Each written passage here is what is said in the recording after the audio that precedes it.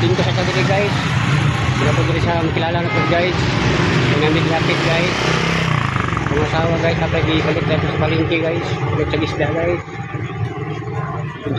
Din ko sa kadiri guys. Tawag sa tagmanok guys. Ay medyo gutom na yun guys, kaya hapon na guys.